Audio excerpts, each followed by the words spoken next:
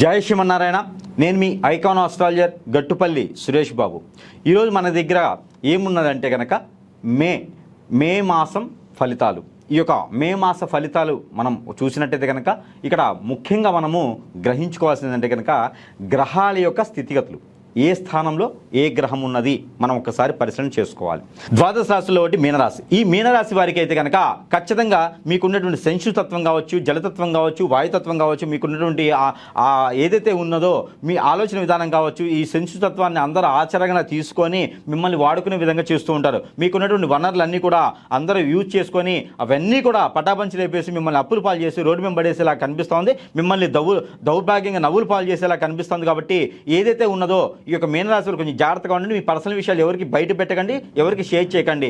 ఎవరైతే మీ మీద నమ్మేసి లవ్ అని చెప్పి వచ్చి మిమ్మల్ని మోసం చేస్తారో వారు ఎప్పుడైనా సరే ఇబ్బంది పడతారు, బాధపడతారు, ఏదైనా పశ్చాత్తాపడుతూ ఉంటారు. కానీ మీరు అందరినీ చెంత చేర్చుకోకండి. మీకు లవ్ అనేది సక్సెస్ అవ్వదు. మీకు ఖచ్చితంగా చెప్తున్నాను, అరేంజ్ మ్యారేజ్ చేసుకోండి. అరేంజ్ మ్యారేజ్ మీకు కలిసి వస్తుంది. ఆ అరేంజ్ మ్యారేజ్ కూడా ఈ సంవత్సరం నవంబర్ తర్వాత చేసుకోండి. మీకు పెళ్లి గడులు అన్నీ కూడా నవంబర్ తర్వాత వస్తాయి. పెళ్లి గడులు ఉన్నప్పటికీ లేనప్పటికీ నవంబర్ తర్వాతే పెళ్లి చేసుకోండి. ఇప్పుడు ఏ మాసంలో పెళ్లి చేసుకోవడం మీకు నిలబడదు. నవంబర్, ఏప్రిల్ 2 మాసాలు చేసుకున్నటువంటి మీనరాశి వారి పెళ్లి అయితే మాత్రం ఖచ్చితంగా నిలబడుతుందని చెప్పొచ్చు. కాబట్టి దీంతో పాటు మీకు పెళ్లి కూడా అన్ఎక్స్పెక్టెడ్గా అవుతుంది. అన్ఎక్స్పెక్టెడ్గా పెళ్లి అవుతుంది. కాబట్టి దాని తగ్గట్టుగా మీరు ఉండండి. ఇకపోతే ఈ యొక్క మాసంలో మీకు కలిసి వచ్చిన కలర్ అయితే కనుక white and green and yellow, ఈ 3 కలర్స్ మీకు అద్భుతంగా ఉంటాయి. ఇక్కడ ముందుకు వెళ్ళేటప్పుడు ఈ 3 కలర్స్ పెట్టుకొని వెళ్ళండి. దీంతో పాటు మీకు కలిసి వచ్చిన నెంబర్ కూడా ఒకటి చెప్తాను, అది 269.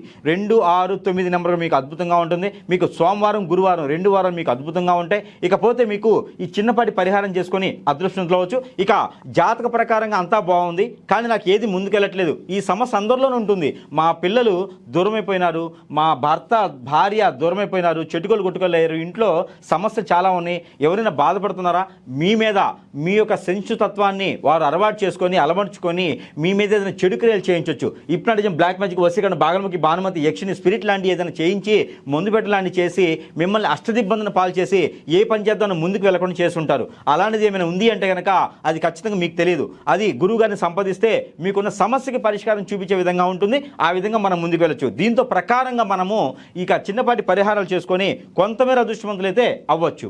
అలానే ఈ రాశి వారి కనుక ఈ యొక్క చిన్న పరిహారం చేసుకున్నట్టయితే కనుక ఖచ్చితంగా మీకు అనుకున్నటువంటి స్థానానికి, అనుకున్నటువంటి స్థాయికి వెళ్ళేలాగైతే ఉంటుంది కాదు. మిశ్రమ ఫలితాలు అయితే మాత్రం ఖచ్చితంగా లభ్యపడతాయి. అలానే ఈ యొక్క రాశి వారు చేయవలసినటువంటి కార్యక్రమం ఏమిటంటే కనుక, అంటే పరిహారం ఏమిటంటే కనుక, ఇది వ్యక్తిపరంగా ఎవరికి వారే చేసుకోవాల్సినటువంటి పరిహారం. అది ఏమిటంటే ఒక గ్రీన్ కలర్ నిమ్మకాయ, ఒక ఎగ్గు, అలానే జీడి గింజలు ఒక 5, తెల్ల ఆవాలు, నల్ల ఆవాలు కలిపి ఒక టీ స్పూన్, ఇవన్నీ కూడా ఒక నల్ల కలర్ క్లాత్లో ముడుపు కట్టండి.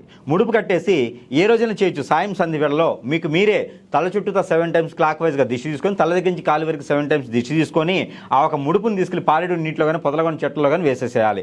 దీంతో పాటు దేవుని అనుగ్రహం ఖచ్చితంగా కావాలండి. ఈ దేవుని అనుగ్రహం కావాలి అనుకున్నప్పుడు ఈ రాశి వారు ఏం చేయాలంటే కనుక సుబ్రహ్మణ్య స్వామి కానీ, లేదంటే కనుక అయ్యప్ప స్వామి వారికి, కుమారస్వామి వారికి పంచామృత అభిషేకం చేయాలి. అలానే నాగపడిగలు కానీ ఎక్కడైనా ఉంటే, అది వేప చెట్టు, రావి చెట్టు దగ్గర నాగపడిగలు ఉంటే వాటికి అభిషేకం చేసుకుంటే చాలా వృద్ధి పొందుతారు. పెళ్లి కాని వారికి పెళ్లి అవుతుంది, పెళ్ళైన వారికి పిల్లలు పుడతారు. కాబట్టి ఆర్థిక స్థితిగతుల్లో వెలుగుతున్నటువంటి వారు ఎవరైతే ఉన్నారో వారైతే కనుక పాలలో కుంకుమ పువ్వు, పన్నీరు కలిపి దాంట్లో దానిమ్మ రసము, చెరకు రసం కలిపేసి శివాలయంలో పంచామృత అభిషేకం లాగా చేస్తే కనుక ఆర్థిక స్థితిగతులు, ఆరోగ్య స్థితిగతులు కూడా మెరుగుపడుతూ ఉంటాయి. అలానే ఆవుకి గోధుమ రొట్టెలు తినిపించడం ద్వారా మీకు అనారోగ్యం సమస్య నుంచి బయటపడుతూ ఉంటారు. వినాయక స్వామి వారికి గరికా బెల్లం నైవేద్యం పెట్టేసి 119 గుంజులు మీ ఆరోగ్యం సహకరిస్తే కనుక, ఉదయాన్నే ప్రతినిత్యం కూడా 119 గుంజులు కనుక మీరు తీయగలిగితే కనుక ఖచ్చితంగా మీకు అష్టైశ్వర్య ప్రాప్తి కలుగుతుంది. విదేశీయానానికి వెళ్ళేటువంటి వారు ఎవరైతే ఉన్నారో వారందరూ కూడా ఇలాంటిది ఒకటి చేసుకుంటే కనుక ఐశ్వర్యం, అదృష్టం కూడా కలిసి వస్తుంది.